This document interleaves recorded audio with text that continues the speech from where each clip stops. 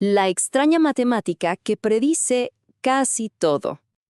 A ver, ¿qué tienen en común todas estas cosas? Parece que nada, ¿verdad?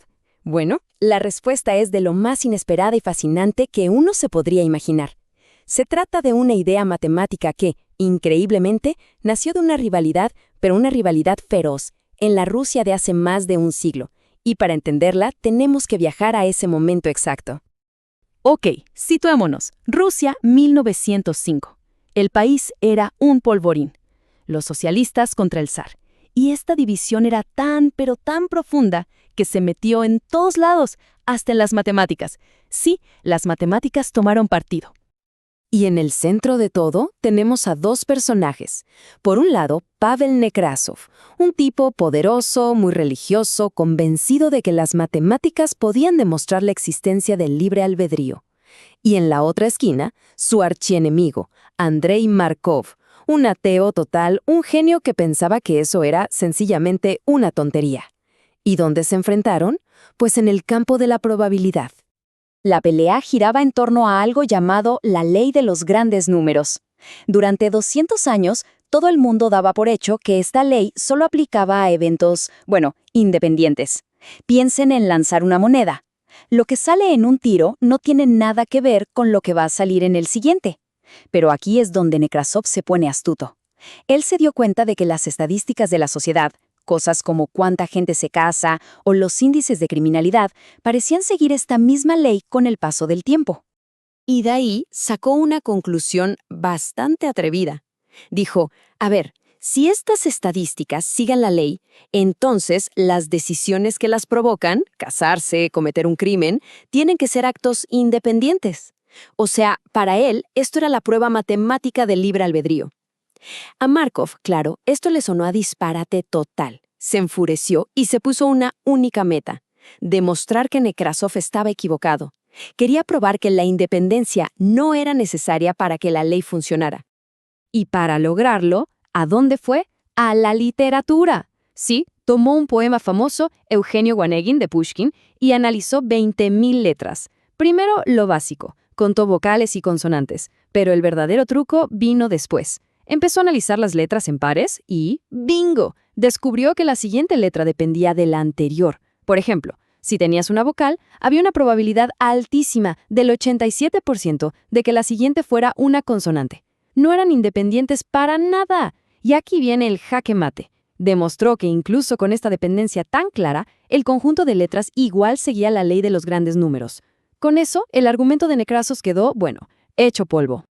Así que, casi sin querer, lo que Markov había creado era una especie de máquina de predicción. Una cadena de eventos donde cada eslabón, cada paso, solo depende del que tiene justo antes. Y aquí es donde llegamos al corazón del asunto, la famosísima propiedad de Markov. Es una idea que parece simple, pero es radical. Dice que para predecir el futuro, lo único que importa es el presente, el ahora. Todo el camino que se recorrió para llegar hasta aquí es irrelevante. El sistema, por así decirlo, no tiene memoria. Para que quede más claro, imaginemos este restaurante. Solo sirven 3 cosas. Y lo que sirvan mañana depende únicamente de lo que sirvieron hoy. Si hoy hubo pizza, hay un 70% de chance de que mañana haya hot dog. ¿Y qué sirvieron ayer o la semana pasada? No importa en lo más mínimo. Es el ejemplo perfecto de esa propiedad sin memoria. Está claro que Markov ganó la discusión, pero para él su cadena era solo eso, una curiosidad matemática, un ejercicio teórico. Lo que jamás se imaginó es que esa idea, un día, iba a cambiar el mundo por completo.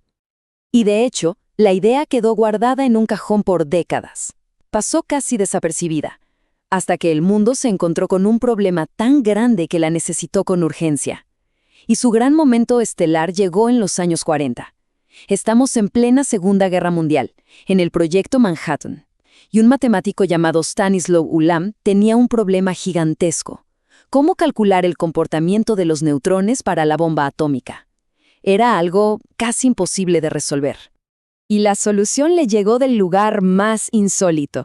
Estaba enfermo, en cama, jugando al solitario para pasar el tiempo, y de repente se dio cuenta: no puedo calcular las probabilidades de ganar, es demasiado difícil. pero puedo jugar cientos de partidas y ver cuántas gano. Podía simular el resultado para tener una muy buena aproximación. Entonces fue con su colega, el legendario John von Neumann, y se dieron cuenta de que podían usar esa misma idea para simular la vida de un neutrón. El problema era que el viaje de un neutrón es una cadena donde cada paso depende del anterior. Necesitaban una cadena de Markov. Y así, al juntar la idea de la simulación de Ulam con la matemática de Markov, nació algo totalmente nuevo, el método de Monte Carlo, una herramienta estadística superpoderosa que les permitió resolver su problema. Avancemos rápido 50 años. Ahora el problema es otro, Internet. Una red caótica, creciendo sin control. Los primeros buscadores, como Yahoo, eran bastante básicos. Ordenaban las páginas contando cuántas veces aparecía una palabra. Un sistema, digamos, muy fácil de manipular. La solución de nuevo vino de un par de estudiantes de doctorado en Stanford, Larry Page y Sergey Brin. Su idea fue simple pero brillante: tratar a la web como una democracia. Un enlace de una página a otra es como un voto de confianza. Y claro, los votos de las páginas más importantes valen mucho más. Ok, ¿y cómo mides esa importancia? Pues se imaginaron a un navegante errante, alguien que simplemente va haciendo clic en los enlaces al azar sin parar. Las páginas donde este navegante pasaría la mayor parte del tiempo, esas serían las más importantes. ¿Y qué es ese viaje sin fin de un enlace a otro? Exacto, es una cadena de Markov, pero a una escala monumental. Esto que vemos aquí es básicamente una simplificación de un algoritmo que vale miles de millones. Nos muestra que la página que recibe más visitas de este navegante aleatorio es la que se lleva el primer puesto. Así de simple y así de poderoso. Y hoy en día esa misma idea central, predecir el siguiente paso basándose solo en el paso actual, es la que está detrás de los grandes modelos de lenguaje. Sí, esos que nos sugieren la siguiente palabra cuando estamos escribiendo. Es la misma lógica. Así que, si lo pensamos bien, el verdadero superpoder de las cadenas de Markov es su capacidad para olvidar. Toman sistemas que son abrumadoramente complejos, con historias larguísimas, y los reducen a algo manejable al ignorar todo el pasado y enfocarse solo en una cosa, que está pasando justo ahora. Entonces, esta herramienta, que nació de una pelea entre académicos, nos da una manera de manejar la complejidad y hacer predicciones muy significativas. Y para que veamos lo sorprendente que puede ser esto, vamos con un último ejemplo, algo tan simple como barajar cartas. Si hablamos de un barajado americano, ese que se ve en las películas, donde se parte el mazo en dos y se intercalan las cartas perfectamente, matemáticamente se ha demostrado que solo se necesita hacerlo 7 veces. 7. Y el mazo está completamente aleatorio. Pero, seamos sinceros, casi nadie baraja así de perfecto. La mayoría hacemos el barajado por arriba, mucho más desordenado. Entonces, la pregunta es, ¿cuántas veces hay que hacer ese barajado para que el mazo quede realmente aleatorio? Bueno, la respuesta es unas 2.500 veces. Sí, 2.500. Un número que suena increíble, ¿no? Y es la demostración final de lo extraños y poco intuitivos que pueden ser estos sistemas. Sistemas que hoy, gracias a una vieja pelea en Rusia, por fin empezamos a entender.